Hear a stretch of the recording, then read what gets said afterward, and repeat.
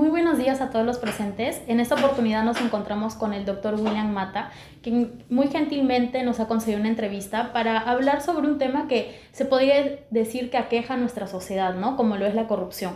Un poco para romper el hielo, doctor, nos gustaría saber qué fue lo que lo motivó a estudiar la carrera de Derecho, ¿no? ¿Por qué optó por la rama civil? Bien, buenos días a todos. Mi nombre es William Alfredo Mata Berrío, soy abogado egresado de la Universidad Nacional de Trujillo. Tengo 33 años como abogado y bueno, soy abogado en ejercicio, juez suplente superior y también soy profesor universitario. Eh, Allá por los años 1970, por los 70, porque yo terminaba el año 76 mi educación secundaria, eh, me me entró este bichito de ser abogado, ¿no? Quería yo conocer el derecho y aplicarlo, obviamente, ¿no? Como una profesión. Y efectivamente acá estoy, ¿no?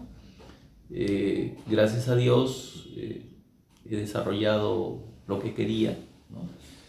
Y bueno, la función del abogado es una función de mucha responsabilidad, de bastante responsabilidad social y también de una responsabilidad, digamos, no solamente personal, sino de nivel profesional y también con incidencia en los clientes en particular y en la sociedad en general, ¿no? La actividad de abogado es importante porque nosotros podríamos coadyuvar a lograr la paz social, no solamente de sujetos en conflicto, sino también de la sociedad, ¿no? Que necesita tener menos conflictos, más aún como la sociedad peruana, que es una sociedad subdesarrollada. En una sociedad subdesarrollada prime el conflicto, y el problema es que el conflicto no se soluciona de inmediato, sino tiene un tiempo de solución. No es lo mismo con en las sociedades más desarrolladas, donde el conflicto se presenta, porque el conflicto es connatural al ser humano, pero se soluciona en una forma mucho más rápida y más efectiva. En nuestro país el tema del subdesarrollo nos agobia, aparte del tema de la corrupción, que también es un problema mayor, y eso determina que los conflictos no se solucionen de inmediato. Sin embargo, la función del abogado es justamente coadyuvar a que de la forma más rápida y mejor se solucione un conflicto de intereses. Y para eso estamos los abogados, ¿no? Los abogados no debemos propiciar el conflicto. El abogado que propicia el conflicto no es un buen abogado, definitivamente, ¿no? Entiendo. Y no llevarlos también a nuestros clientes sin una verdadera razón a un proceso judicial. Gracias, doctor. Ahora, ¿nos podría usted indicar cuáles son las formas más recurrentes de corrupción que usted ha observado en el ejercicio de su carrera profesional? Bien, la corrupción tiene varias manifestaciones. Por ejemplo, aceptar un cargo sin estar preparado ya es un acto de corrupción, definitivamente, ¿no? ¿Por qué? Porque no estoy preparado para afrontar una situación. Entonces, si no estoy preparado, no tengo una base para un buen inicio de la solución. Segundo, nuestra clase política, desgraciadamente, no aprende, ¿no? Tenemos la peor clase política que pudiera haber. Más aún si nuestra clase política ahora se sustenta en el poder económico. Y el poder económico está jalando al poder político. Y ahí tenemos nosotros una espiral de corrupción de la que no podemos salir, ¿no? Ese es un gran problema. La corrupción daña y está dañando mucho a nuestro Estado como tal. Y obviamente al gobierno en particular, ¿no?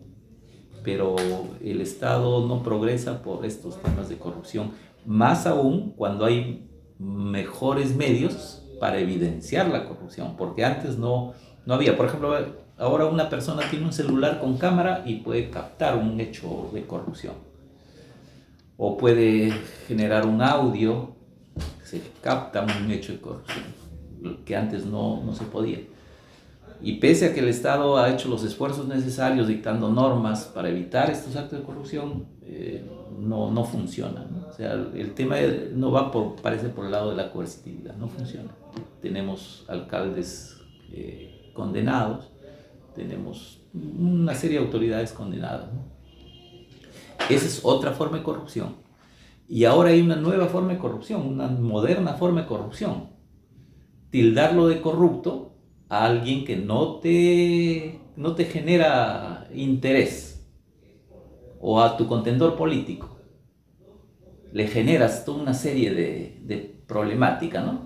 Por ejemplo, el presidente Castillo actualmente es una persona que no tiene el agrado, no tiene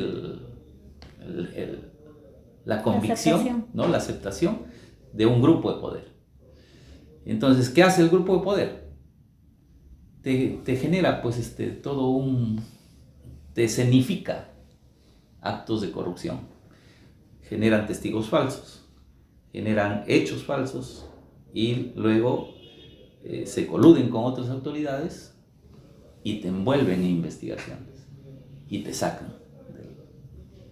Fíjense, entonces eso es otro problema grave de corrupción. Desgraciadamente, en nuestro país ya no están gobernando los elegidos, están gobernando los que quieren, ¿no?, otros que gobiernen. O sea, ya los elegidos por el pueblo ya no gobiernan. Es una nueva forma de corrupción.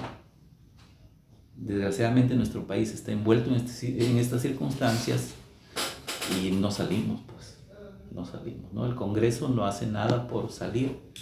El Poder Ejecutivo, desgraciadamente, también está dirigido por un presidente de la República que no da la talla, definitivamente. Por ejemplo, yo tengo el concepto de que esa persona es un profesor y hay que respetarlo, pero su coeficiente intelectual no es evidente, o sea, que no tiene un buen coeficiente intelectual y por tanto no está capacitado por él mismo de comprender la magnitud de la responsabilidad que está asumiendo. Y por eso sucede lo que está sucediendo, ¿no? Ahora, como ciudadano y hoy como respetuoso de la Constitución, que también considero que debe ser modificada, respeto al presidente de la República por la investidura, ¿no? Por la investidura, porque eso es lo que nos dice la Constitución. El presidente de la República personifica a la nación. Y si la nación somos todos nosotros, entonces él nos personifica a ti, a ti, a ti, a mí. Entonces es nuestro representante. ¿Tenemos un representante deficiente? Tenemos, ¿no? Bien. Gracias, doctor. Ahora le voy a dar pase a mi compañero que le va a realizar un par de preguntas. Doctor William Mata, es un placer para mí conocerlo. Tengo dos preguntas que realizarle en base al tema que estamos tratando, que es la corrupción. Y la primera es, ¿en qué magnitud considera usted que la corrupción afecta a la economía del país? De ser así, ¿de qué forma? La corrupción nos tiene en el subdesarrollo que estamos. El Perú tiene todas las potencialidades para salir adelante. Es más, el Perú sigue saliendo adelante, pero no por el gobierno, sino el Perú sigue saliendo adelante por sus emprendedores. Podemos decir que tenemos un Perú oficial y un Perú no oficial. El Perú no oficial, ¿no?, con emprendedores, es el que saca adelante nuestro país. Por ejemplo, solamente el 35 al 40% de los trabajadores del Perú gozan de los beneficios laborales. El otro porcentaje lo sustenta la economía informal. Y eso es importante, ¿no? O sea, la economía informal es la que mueve, la que genera el desarrollo hasta donde se puede del país. El gobierno ahorita no propicia las condiciones para seguir mejorando. Estas condiciones para seguir mejorando vienen del sector privado, de los emprendedores, de micro, pequeños o medianos industriales o empresarios. El Estado está ahorita corroído por el enfrentamiento político. Sin embargo, por ejemplo, hemos crecido 3.8%. Incluso es un crecimiento mayor a todos los países de América Latina en lo que va el periodo de un año a junio de este año 2022. Pese a la crisis hemos crecido 3.8%. Sin embargo, por ejemplo, la corrupción ha generado pérdidas al país por 25.000 millones de soles. Imagínense ustedes cuánto dinero o cuántas obras se puede hacer con 25.000 millones de soles, que es un dinero fuertísimo. Imagínense ustedes si un kilómetro normal de carretera asfaltada, normal porque debería costar $1 millón por kilómetro. En el Perú no hay kilómetro de carretera que cueste $1 millón, cuesta 5 millones, 8 millones. Y eso algunas veces es por actos de corrupción. Entonces ahí es donde se va el dinero, y el dinero se va en obras de la municipalidad, en obras del gobierno regional y en obras del gobierno nacional y de otras instituciones de carácter descentralizado. Entonces el problema aquí ya es un problema de personas, de formación. No es un problema de leyes, porque las leyes anticorrupción están ahí. Hay juzgados anticorrupción, hay fiscalías anticorrupción, pero la corrupción no para. Es un problema que va más allá de un sistema normativo. Es un problema ya de personas, ¿no? Es un problema ya de formación social de nuestro país. Nuestro país socialmente ha decaído mucho. La familia ya no educa y la escuela ya no educa bien, porque la escuela cree que la familia educa bien y ya no sucede eso. Y el colegio ya no educa y la universidad ya no tiene por qué educar a un adolescente, a un joven que ya está formado. La educación te debe formar en ciencia, en tecnología, la universidad, ¿no? El que te debe formar en valores es tu casa, tu escuela, ¿no? Y tu propio entorno. Pero ahí tenemos problemas.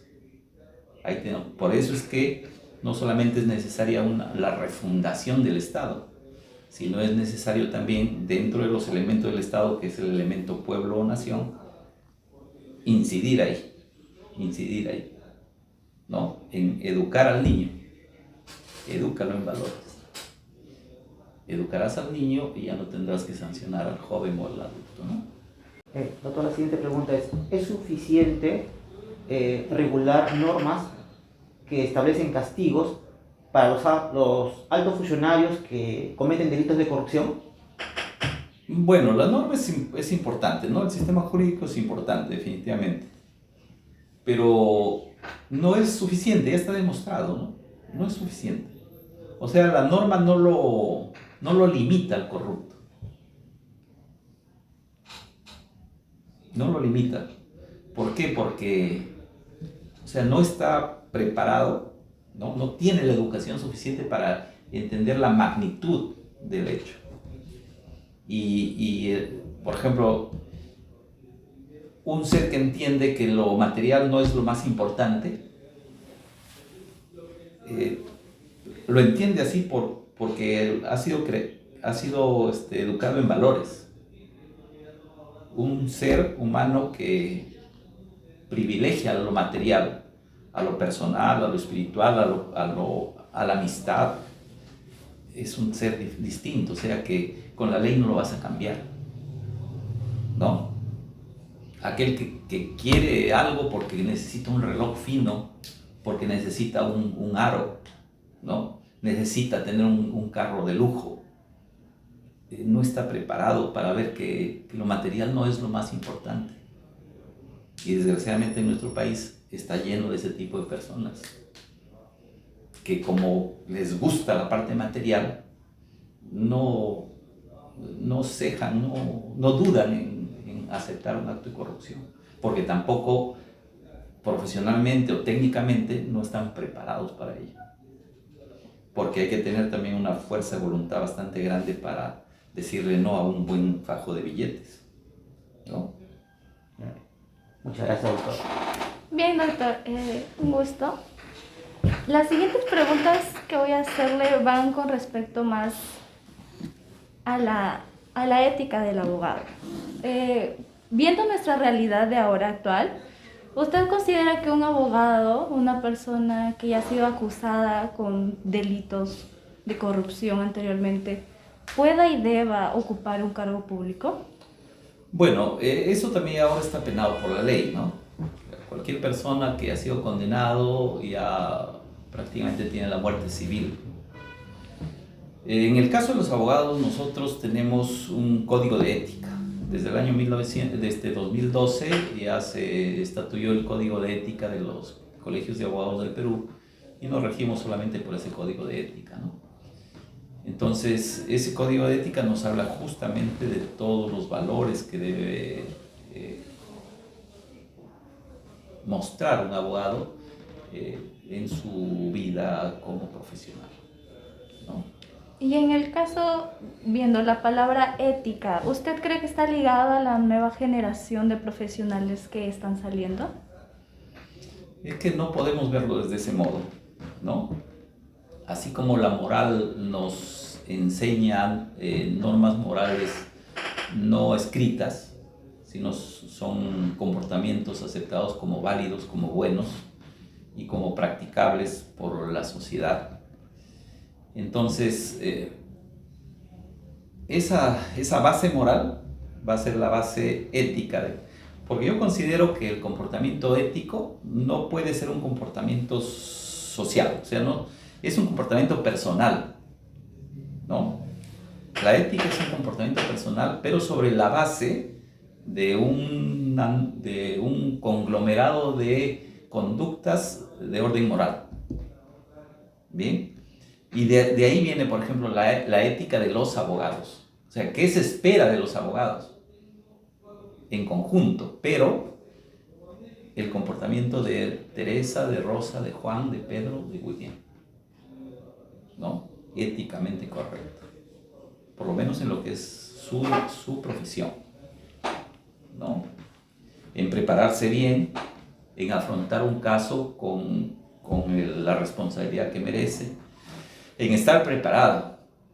Y por último, si acepto un caso, antes me preparo, leo, porque el abogado, ¿no?, debe leer, debe prepararse, debe estudiar, leer aquí y allá y ya tomar un concepto de un determinado tema, ¿no? Hacerse una idea y generar un plan de cómo afrontar una situación problemática. El abogado no debe estar pensando nada más, por ejemplo, en beneficiarse económicamente. El honorario es una consecuencia lógica del trabajo profesional y no al revés. Entiendo, le agradezco mucho por el tiempo que nos ha brindado. Gracias. Gracias, chicos.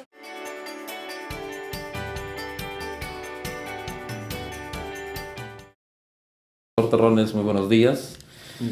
En esta ocasión vamos a entrevistarle, vamos a proponerle más que una entrevista, un conversatorio. Claro. Queremos que estas preguntas que le vamos a referir a usted sean un aporte permanente, ¿no? Permanente en el sentido de que podamos aprender juntos en esta ocasión. Claro. La primera pregunta, doctor, que le tenemos para esta mañana es, primero, quiero hacer referencia a un especialista en materia penal, es el doctor Oscar Müller-Krill. Él enseña en la Universidad de Chihuahua y él nos dice acerca de este tema que vamos a hablar en esta mañana, ¿no? El tema de la corrupción. Él nos dice lo siguiente: el deterioro que la corrupción causa en el sistema democrático y la cultura de la legalidad en un país daña también la imagen del Estado y sus instituciones a nivel interno e internacional, así como al servidor público que se deja corromper como al ciudadano que corrompe. Bajo esta premisa, doctor, bajo este comentario del doctor Oscar, la pregunta que le hacemos a usted para esta ocasión es: ¿qué entiende usted de la siguiente expresión? La corrupción es una problemática psicosocial primigenia. Bueno, claro, estamos hablando, al hablar de psicosocial, hablamos de un tema que alude a la propia sociedad, ¿no? A la propia formación de una persona, ¿no? Lamentablemente en nuestro país se crea con la cultura de la criollada, ¿no? Hablando así en palabras más coloquiales. Las personas desde nuestra formación estamos acostumbrados a ver una forma más fácil de llegar a los resultados, ¿no? Claro que en muchos de los casos transgrede la ley, pues los procedimientos y los procesos están establecidos de una manera que lógicamente se estudia y se determina por qué deben hacer así. Sin embargo, la propia naturaleza del hombre, nuestra formación, educación, pues nos lleva a buscar una alternativa que no está tan arreglada a ley, ¿no? Lógicamente eso vincula mucho a cada uno en formación y educación. Claro, entonces hablamos de una corrupción de las buenas prácticas. Exactamente. No hay, creo que no hay una adecuada formación en valores, ¿no? Porque principalmente tenemos que ver que una persona sea ética al momento de actuar, pese a las consecuencias que estamos frente, por ejemplo, lo más usual, una infracción de tránsito. Lo primero que se busca es evitar la multa. Claro, si uno busca la facilidad, pues dirá, no, le pago al policía y eludo la responsabilidad. Pero normalmente las personas no somos conscientes de que esa conducta puede generar un agravio, no solamente institucional, sino también social, porque ya nos generamos una imagen de que el policía está presto a recibir un soborno para evitar nos sancionen, ¿no? Entonces es una situación que no solamente involucra a uno como persona, sino también involucra a la sociedad propia y a las propias instituciones del Estado. Hablamos creo que en esa parte sí hablamos de una aplicación eficaz de la criollada peruana, ¿no? Lógicamente. Un poco más, solucionar las cosas más fáciles, más ligeras, evitarnos procedimientos largos, como ¿no? digo, buscamos una alternativa fácil y veraz, ¿no? Exacto. Que en muchos de los casos podría estar arreglada la ley, pero en la mayoría transgrede esta norma, pues, ¿no? La norma que establece, porque citando el ejemplo anterior, el procedimiento sería que si tú no tienes licencia o estás conduciendo en estado de ebriedad, te detengan, te hagas un procedimiento administrativo, que es la papeleta, y un proceso penal, que tendría que ser el tema de una investigación y una posterior sanción por el delito de conducción en estado de ebriedad, ¿no? Pero evitamos esa situación pagándole a la policía y pues nos libramos primero la papeleta y la sanción, lo cual no solamente al Estado le genera un perjuicio, sino también ya estaríamos vulnerando el propio sistema. Muchas gracias, doctor. Agradecemos. Gusto.